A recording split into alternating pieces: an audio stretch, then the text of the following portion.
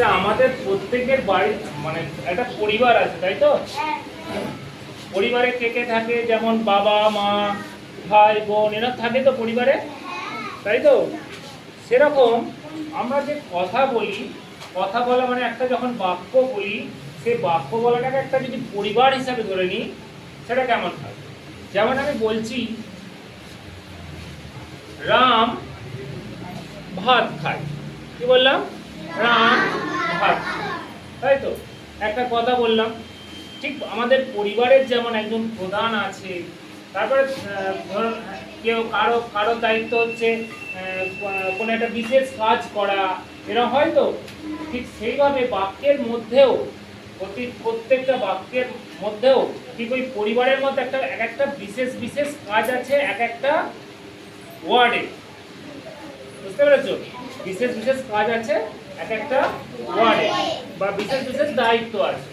যেমন আজ তোমাদের যেটা বলবো পার্টস অফ স্পিচ, মানে আমরা যে স্পিচ মানে কি, কথা বলা, হ্যাঁ, কথা বলার তার এক একটা পার্টস, মানে এক একটা অংশ, কথা বলার এক একটা অংশ। কিরকম না, বিভিন্ন পার্টস অফ স্পিচের ভাগ আছে। পার্টস অফ স্পিচের ভাগের মধ্যে একটা ভাগের নাম হচ্ছে নাউন। একটা ভাগ কি না, নাউন। নাউন কথাটা তোমরা শুনেছ কেউ? নাউন শুনুনি, পরে শুনবে তোমরা, কিন্তু এখন শুধুমাত্র একটু জেনে রাখো।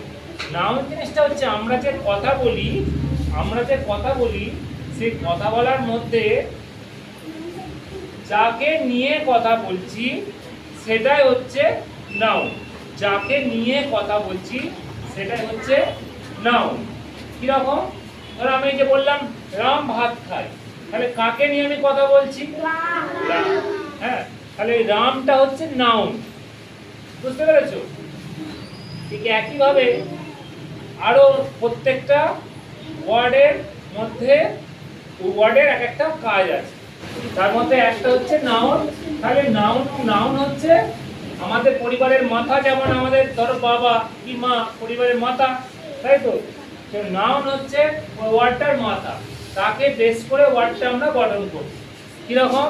আমি যে বললাম রাম ভাত খায়, সেরকম পৃথিবীতে আমরা যা কিছু দেখতে পাচ্ছি, যা কিছু আমাদের চোখের সামনে, প্রত্যেকটার একটা করে নাম আছে। সেই নামটাই হচ্ছে কি? নাউন। সেই নামটাই হলো নাউন।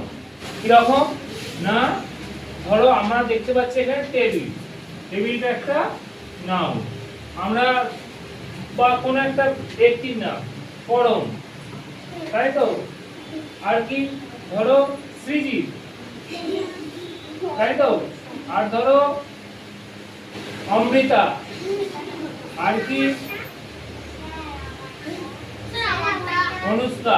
আরে ঠিক আছে, শোনো, এরকম পৃথিবীতে তো প্রত্যেকটা মানুষের একটা করে নাম আছে, প্রত্যেকটা জায়গার একটা করে নাম আছে। কলকাতা, আরামবাগ, ঠাকুরানী চক, দিল্লি, প্রতিটা দেশের একটা করে নাম আছে, তাই তো? ঠিক আছে, ঠিক একইভাবে যা কিছু আমরা দেখতে পাচ্ছি সবটাই হচ্ছে নাউন। সবটাই নাউন। নাউন মানে তাহলে কি, যার নাম সেটাই হচ্ছে নাউন। এখন কথা হচ্ছে আজকে বেশি কিছু নাউনের আবার অনেক ভাগ আছে।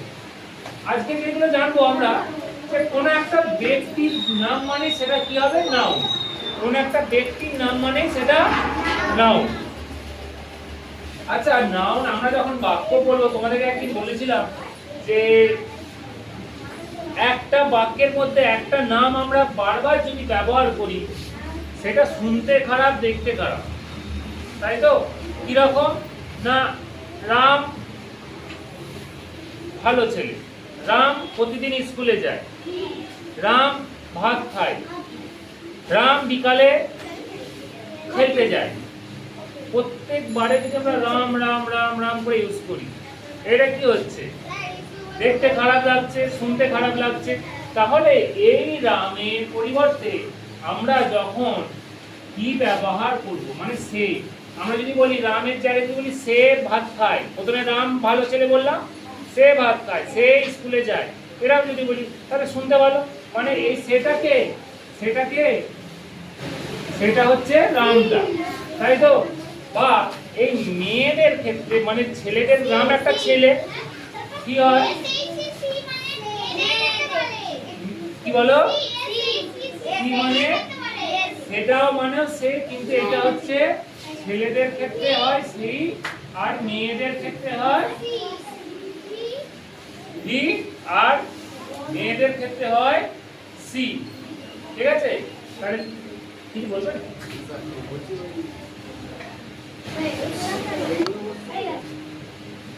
তাহলে তোমরা বুঝতে পারলে কি না নাউন কাকে বলে?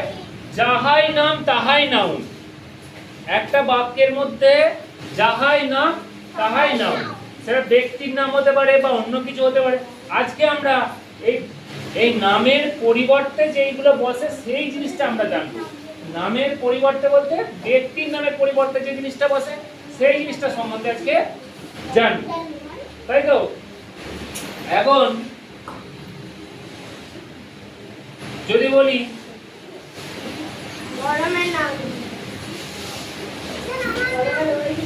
দাঁড়াও, আমি কথা বলছি, দাঁড়াও। ধরে নাও আমি বলছি যে কোন একটা নাম বললাম, প্রথমে সেই নামটা পরিবর্তে আমরা দ্বিতীয় সেন্টেন্সটায় কি ব্যবহার করলাম। হ্যাঁ, আবার ধরো অনেকজন আছে, রাম শ্যাম যদু মধু, তখন আমরা কি ব্যবহার করব বলো? তখন আমরা সে ব্যবহার করব। তখন কি ব্যবহার করব? তারা। ধরো রাম শ্যাম যদু মধু এরা সবাই বিদ্যালয়ে যায়, তারপরে কি বলবো? তারা খুব ভালো ছেলে। তারা ইংরেজি কি বলো? এগুলো একটু লিখে দেবে। তারা ইংরেজি কি? দে, তাই তো? আবার তখন এগুলো কি তোমার কাছে যখন কেউ না থাকে তখন আমরা এগুলো ব্যবহার করি। আবার যখন তোমার কাছে কেউ থাকবে তখন কি ব্যবহার করবে? ধরো বলছি তুমি,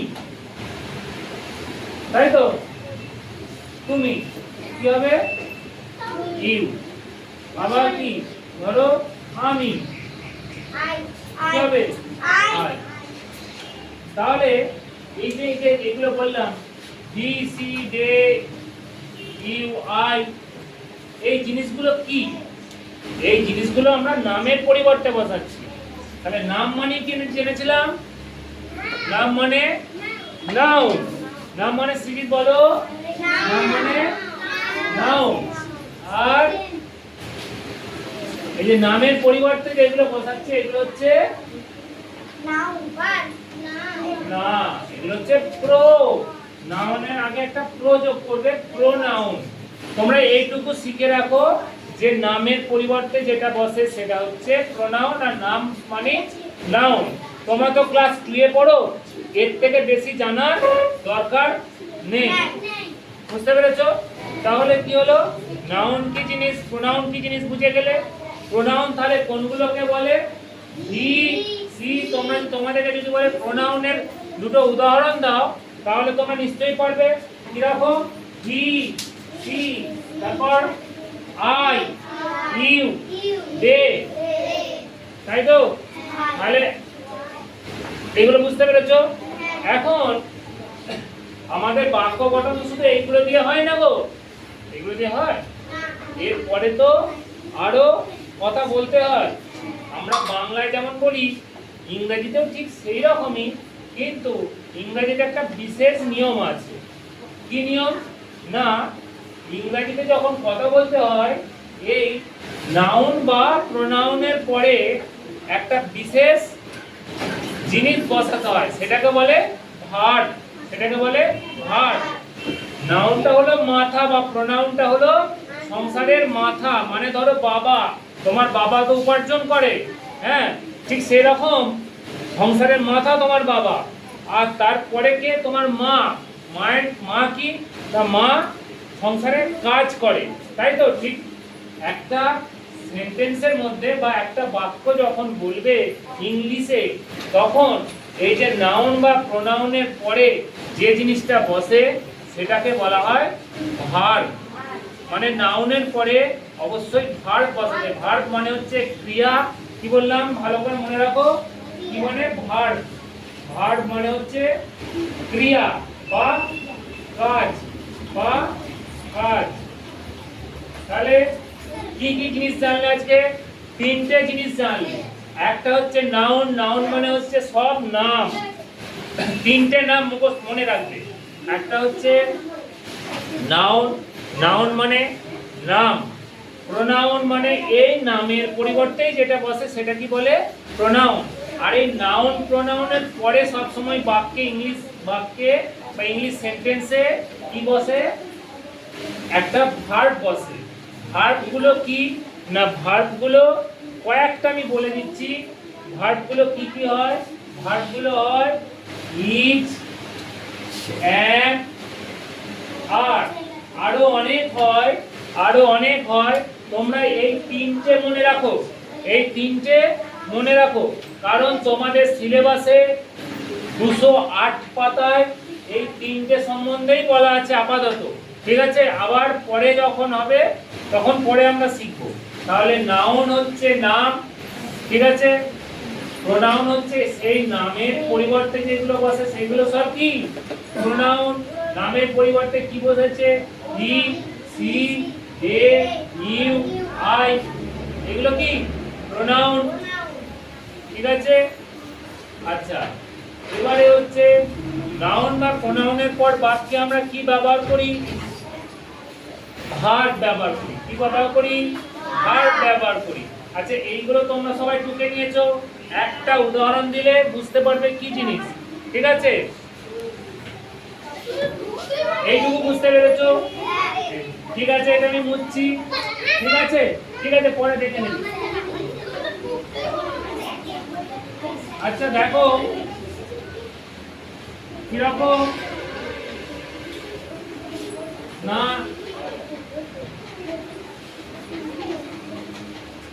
আই, আয়ের পরে কি বসলো? একটা আয়ের পরে and, a good, sorry good boy. দেখো আইটা একটা প্রোনাউন, আইটা একটা প্রোনাউন। আয়ের পরে কি বসবে বলেছি? ভার্ব একটা। আয়ের পরে কি বসে? ভার্ব একটা। আয়ের পরে ভার্ব একটা বসে। তারপরে দেখো আরেকটা বাক্য বলি, ইউ, ইউ মানে তুমি। ইউ এর পর কি বসে? তারপরে এ গুড বয় বা গার্ল, যা হোক লিখতে পারো। তারপরে দেখো দে, আর দে, আর দে, দে আর দে পরে দে মানে হচ্ছে অনেকজন আছে। দে আর ভেরি গুড, ভেরি নাও লিখতে পারো। দে আর গুড বয়, তারা ভালো ছেলে। কেন এটা হলো না? দে মানে অনেকজন আছে। ঠিক আছে। আচ্ছা, আরেকটা জিনিস বলে দিই, ইউ, ইউটা সিঙ্গুলার প্লুরাল দুটোই। তোমরা আর তুমি দুটোর ইংরেজি হচ্ছে ইউ। আর ইউ এর পরে সব সময় আর বসবে। ইউ এর পরে কি বসে? আর বসে। ইউ এর পরে কি বসে? হ্যাঁ, ঠিক আছে, ঠিক বলেছো। আচ্ছা দেখো আরেকটা কি না, হি, হি এর পরে কি বসে? Good boy. সি, ইজ, এ। আচ্ছা দেখো তো একটা জিনিস ভালো করে, হি এর পরে এখানে বয়, এতে বয় বসেছি মানে সে ভালো ছেলে। আর সি এর পরে এখানে গুড কি হবে? বয় হবে? গার্ল হবে। বাহ, কেন? সিটা মেয়েদের ক্ষেত্রে বসে, সেই জন্য গার্লস লিখলাম। তাহলে কি কি তোমরা জানলে? কার পরে কি বসে, সেটা বইতে আছে, তোমরা একবার দেখে নেবে 208 পাতায়। আর আজকে একটা জিনিস দেখে নিলে, আয়ের পরে কি বসে, এর পরে কি বসে, দে এর পরে কি বসে, বি এর পরে কি বসে, সি এর পরে কি বসে, এগুলো তোমরা জেনে গেলে, তাই তো? আচ্ছা তুমি বলো তো, কোন নামের পরে কি বসবে? ধরো সে এখানে নেই বা কোনো নাম, নামের পরে ইজ বসে, একটা নামের পরে ইজ বসে, মানে যেরকম বাক্য হবে সেই রকম, হ্যাঁ, কিন্তু নাম হলে যদি ইজ বসানোর মতো হয়, সেখানে মানে ভার্ব না থাকে, সেটা ইজ বসবে। কিরকম না, Ram is a good boy, আগে বললাম, তাই তো? বা কোনো নামের পরে ইজ বসে, নামের পর আর বসবে,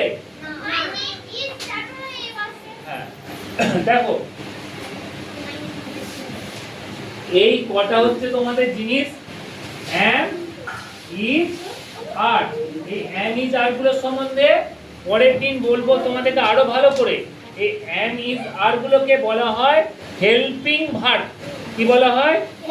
হেল্পিং ভার্ব।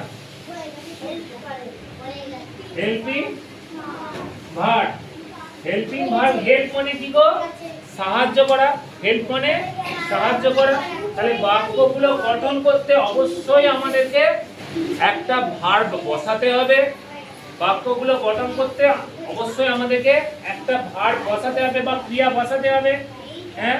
যেহেতু এই ক্ষেত্রে কোনো ক্রিয়া নেই বা কাজ নেই, সেই ক্ষেত্রে আমরা কি করব না, এই হেল্পিং ভার্ব নেব বা সাহায্যকারী ভার্ব নেব। সাহায্যকারী ভার্বগুলো হচ্ছে am is are, am is are. ঠিক আছে, আজকে এই পর্যন্তই রইলো। তোমরা এইটুকু দেখে আসবে যে কোন প্রোনাউনের পরে কোন ভার্ব, কোন হেল্পিং ভার্ব বা অক্সিলারি ভার্ব বসে, সেটা তোমরা দেখে আসবে। কেমন? ঠিক আছে।